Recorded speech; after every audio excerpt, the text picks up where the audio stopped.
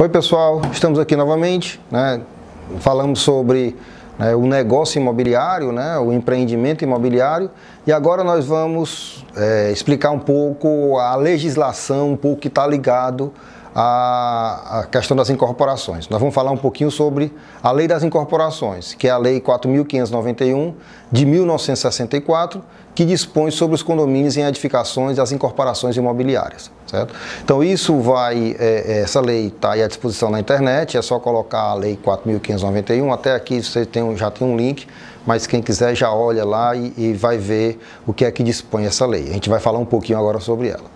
O artigo 1º, ele define o quê? Que as edificações ou conjunto de edificações de mais ou um pavimentos construídos sob forma de unidades isoladas entre si, destinadas a fins residenciais ou não residenciais, poderão ser alienados, no todo ou em parte, objetivamente considerados, e constituirá cada unidade de propriedade autônoma sujeita às limitações desta lei.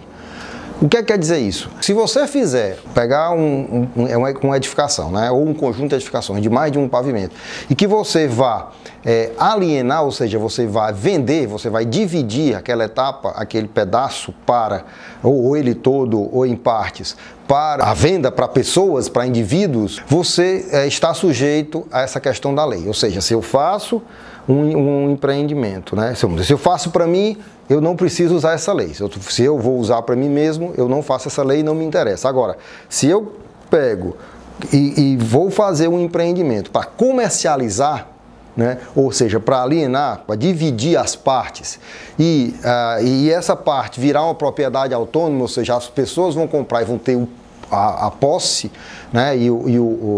e a propriedade daquele bem, você tem que seguir essa lei que é 4.591, ok? E aí existem algumas coisas que estão ligadas dentro da lei. Uma é a construção em condomínio, que a gente já falou o que é em condomínio, e tem a construção em incorporação. Nós vamos falar aqui um pouquinho sobre condomínio. O que é isso? Primeiro, é um contrato de construção diretamente entre os adquirentes e o construtor. Então, não existe a figura do intermediário. Como eu já mencionei, as pessoas se juntam, aquelas pessoas que têm interesse, pode ser familiares, podem ser amigos ou o que seja, se juntam e contratam uma empresa para executar aquele serviço, aquela obra que você tem interesse, certo? E o que vai ser dividido, todos os custos daquela obra, terreno, projeto, construção, será dividido de acordo com o que está especificado no condomínio, ok?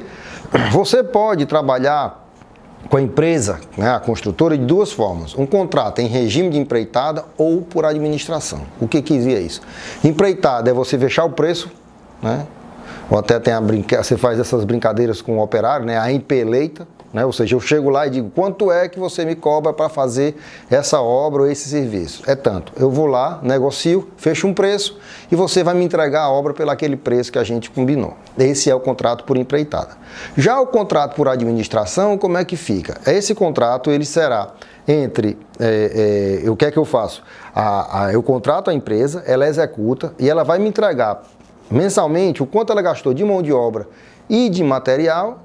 Eu vou checar isso aí e, a partir disso aí, ele coloca uma taxa de administração, certo? Ou seja, entre 10% e 20%, certo? Então, ele vai lá, soma todas as despesas daquela obra e coloca o valor pela taxa de administração. Um valor, uma porcentagem em cima dali, que é a remuneração da empresa pelo aquele serviço, ok? Cada contrato desse tem suas vantagens e suas desvantagens. O de empreitada, ele, por um lado, é melhor, porque eu tenho um valor fixo da obra, então eu posso até me planejar melhor, mas por outro lado a tendência é que ele seja mais caro, porque como eu vou fazer um preço fechado, eu vou colocar uma gordurinha a mais, para qualquer eventualidade que possa acontecer. O por administração, ele tende a ser mais barato, mas ele tende a ser mais trabalhoso, porque aí eu tenho que conferir nota, eu tenho que ser bem rigoroso, porque eu corro o risco do cara primeiro colocar material de péssima qualidade, e também ele, por exemplo, comprar mais material do que queria, aumentar o preço da nota para poder aumentar a porcentagem dele. Então, são vantagens e desvantagens de cada contrato. Qual é o melhor? Depende da situação em que você está. O outro ponto importante dessa questão da construção em condomínio é que você precisa, e aí a lei exige, você cria uma comissão de no mínimo 3 membros, que será a comissão que acompanhará a execução dessa obra. Se a obra vai ser bem executada, se ela está de acordo com o que foi feito no projeto, se as notas fiscais batem, se os serviços que estavam previstos estão sendo realizados. Ou seja, é uma comissão que vai acompanhar toda a execução. Essa comissão ela é montada a partir dos condôminos, daquele condomínio que está lá, eles elegem 3.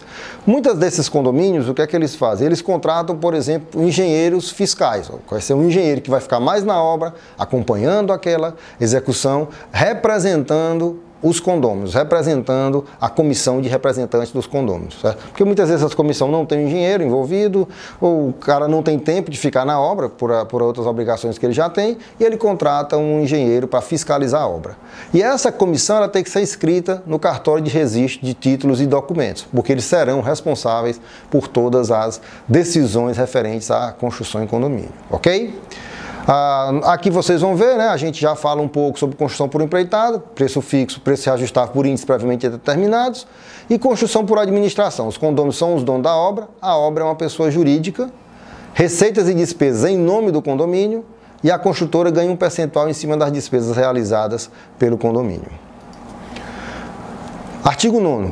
Os proprietários, promitentes compradores, cessionários ou promitentes cessionários dos direitos pertinentes à aquisição de unidades autônomas em edificações a serem construídas em construção ou já construída, elaborarão por escrito a convenção de condomínio e deverão também, por contrato ou por deliberação em assembleia, aprovar o regimento interno da edificação ou conjunto de edificações.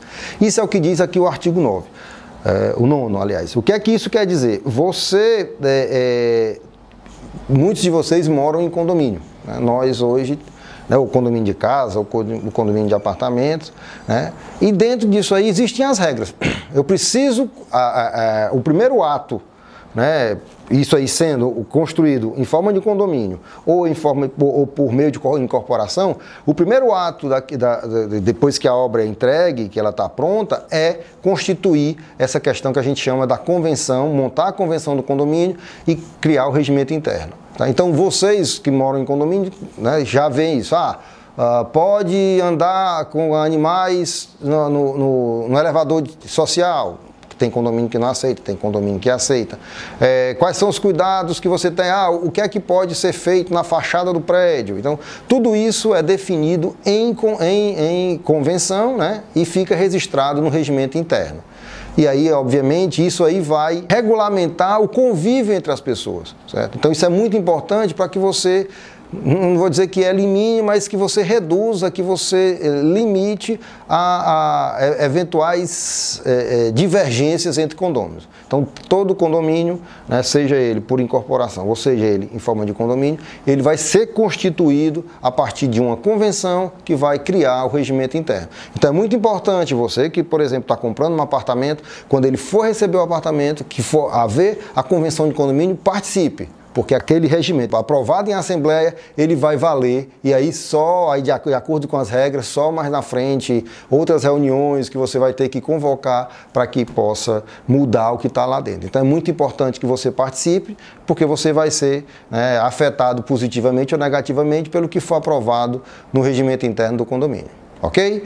Então, com isso a gente fecha um pouco mais essa aula e vamos na próxima aula continuar falando um pouco sobre essa legislação, a 4.591.